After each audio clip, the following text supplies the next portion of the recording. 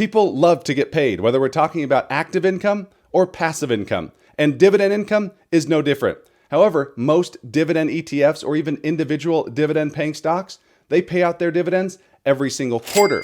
There is, however, a select few of dividend focused ETFs and individual stocks even that pay out dividends every single month. Now, I'm not someone that just goes out and seeks monthly dividend income, but when I see it hit every single month, it just hits differently. And in today's video, we're going to take a look at 4 dividend focused ETFs that'll have you receiving dividend income every single month from all 4 of these ETFs. But before we do me a huge favor. Click that like button down below. Subscribe to the channel, and let's jump into it.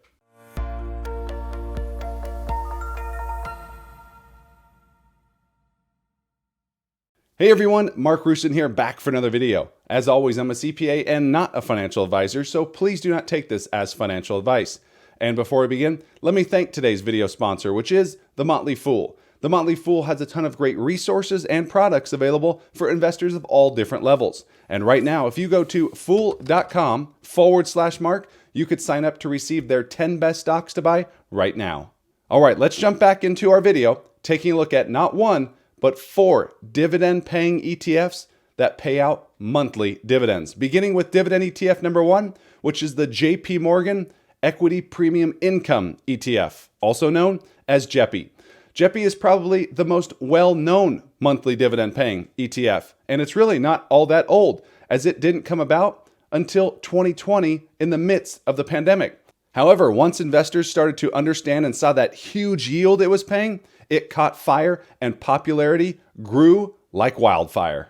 As you can see in the chart, JEPI has assets under management, or AUM, of $33.5 billion, making it the largest ETF in terms of size that we'll look at today. It has an expense ratio of 0.35%, and over the past 12 months, the ETF is up 4%. However, when we look at total return, investors have earned 12%, a big difference between the regular share price appreciation of the ETF and the total return when you include the distribution. The difference between the two can also be the downside of the ETF, as I believe with JEPI, it's really just going to be more of an income play, not a total return play, because their upside is capped based on the setup and the strategy behind JEPI. JEPI purchases a lot of low beta stocks. These are companies that trade in lockstep with the S&P 500. They're not extremely volatile stocks by any means, although some of them can be from time to time. They do trade very closely with how the S&P 500 trades. So let's first take a look at the distribution yield, which over the past 12 months, investors have earned 7.4%, which is actually down drastically from its double-digit yield it had just a year ago. And as a reminder, the distribution is paid out every single month, but it will differ from month to month depending on how profitable the managers are with option selling. And I just mentioned it right there, option selling. JEPI's portfolio managers sell what's called out-of-the-money S&P 500 calls. This is what caps the upside of the share price. This is also what generates tons of income to be able to pay out such a high distribution yield, one that was usually, or just a year ago, upwards of over 10%. So why has the distribution yield declined so much, you might ask? Well, when it comes to JEPI, they are selling out-of-the-money S&P 500 calls. Well, when that S&P 500 index continues to climb, much of what we have seen over the past 12 months, that's going to make those calls that they're selling a lot less profitable, which means less money to pass on to JEPI shareholders. Let's now take a look at the portfolio, which at a glance you could see the portfolio has 130 total positions, but the turnover rate is quite high at 190%, as the portfolio managers are always buying and selling new positions. The top positions include Microsoft, Progressive, Amazon, Trane Technologies, Meta Platforms, Vertex Pharmaceuticals, MasterCard, Alphabet, Southern Company, and Visa. So if you're looking for more of an income play, JEPI's a place I like to park cash from time to time. Now let's move on to dividend-focused ETF number 2, which is the JP Morgan NASDAQ Equity Premium Income ETF, also known as JEPQ. JEPQ is the sister fund of JEPI. When JP Morgan saw all the popularity centered around JEPI, they started another very similar ETF, which is now JEPQ. Instead of tracking more S&P 500, JEPQ focuses on the NASDAQ 100 and more higher beta stocks. meaning there's a little bit higher risk, which is what has been working in the stock market for the past 12 months plus. As you can see here in the chart, JEPQ has assets under management of $14 billion, that same expense fee of 0.35%, and over the past year, JEPQ shares are up 16%, and the total return for shareholders has been 27%. So again, a much higher total return and a much higher share price appreciation due to the fact of the assets that JEPQ has been investing in, a lot of NASDAQ-focused assets. Also similar JEPI is the fact that JEPQ sells out-of-the-money calls, but instead of focusing on the S&P 500, it sells out-of-the-money calls on the NASDAQ 100. Think of QQQ.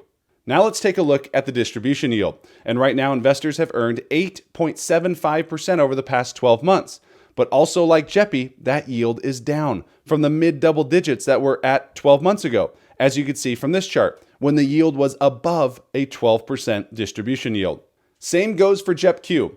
When the NASDAQ 100 trades sideways or even lower, that's going to be more profitable for JEPQ. However, when the NASDAQ 100 increases, that's going to put pressure on that distribution yield because selling those out-of-the-money covered calls are going to be less profitable.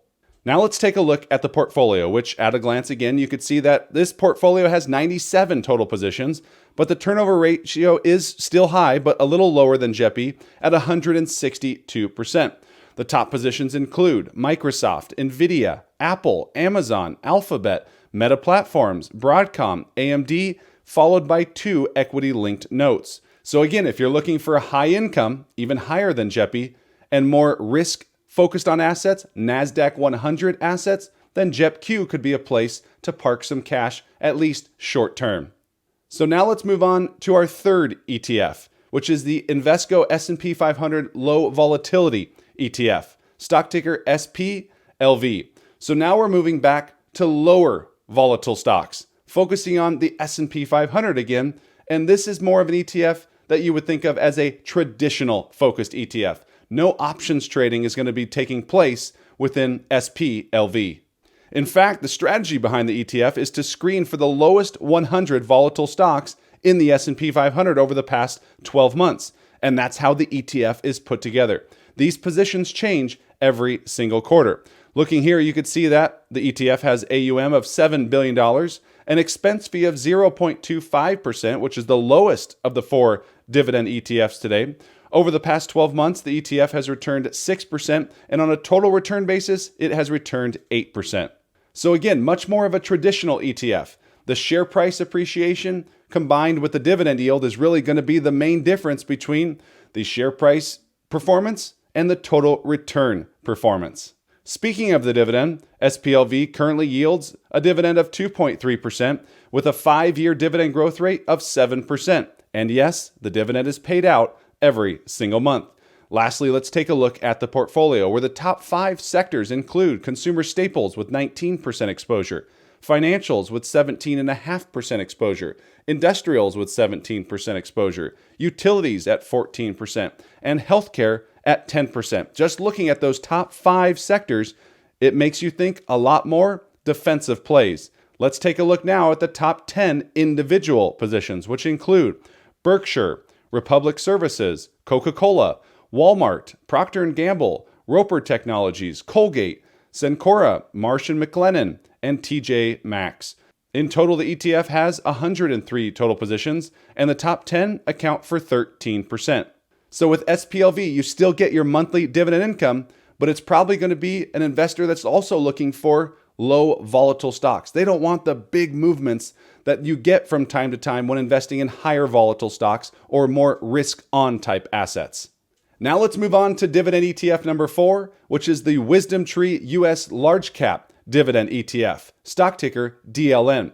Now again, this is more of a traditional ETF again, but it's also the one I'm more likely to invest in of the 4 because it has a lot more total return upside. Looking here, you could see that the ETF has AUM of $4 billion, making it the smallest ETF on today's list. It has an expense fee of 0.28%, and over the past 12 months, DLN is up 16%. Over that same time period, the total return is at 18%. So again, being that it's more of a traditional type ETF, the total return and the share price return are really close. The only difference being that dividend ETF. But the share price appreciation is just that much more higher than we saw from any of the other 3 ETFs that we've looked at. Now let's take a look at the dividend, where this ETF currently yields a dividend of 2.2% with a 5-year dividend growth rate of 3%. And yes, again, the dividend is paid out every single month. Now let's take a closer look at the portfolio, where the top 5 sectors include technology at 20% exposure, financials with 17% exposure, consumer staples with 14% exposure, healthcare at 13.5%. Rounding out the top 5 is industrials at 8.5% exposure. Now turning our attention to the top individual positions within DLN, which include Microsoft, Apple, JP Morgan, ExxonMobil, Nvidia, Broadcom, AbbVie, Johnson & Johnson, Procter & Gamble, and Coca-Cola. In total, the ETF has 300 positions, and the top 10 account for 28%. So again, although this ETF is traditional, it does have a good mix of higher risk type assets and lower volatile type assets. A lot of those top 10 positions you would find at the top of the S&P 500 as well. So again, this is going to be the ETF that I'm more likely to invest in of these 4. But again, when it comes to my portfolio, I'm not necessarily on the search for dividend income. I'm just looking for the best ETFs, the best stocks that are out there trading at great valuations. And again, although if I had to pick one, it would be DLN. So there we just looked at 4 dividend ETFs that'll have you getting paid every single month. JEP-E and JEP-Q are also going to implement a covered call type strategy, which juices their distribution yields. And the last 2, which were DLN and our low volatility ETF, those are going to be more of the traditional type ETFs, much lower yields than what you're going to get from JEP-E and JEP-Q. Down in the comments section below, let me know which of these 4 ETFs do you like the best. And if you haven't done so yet, make sure you smash that like button down below. Subscribe to the channel, and we'll see you in the next one. Take care.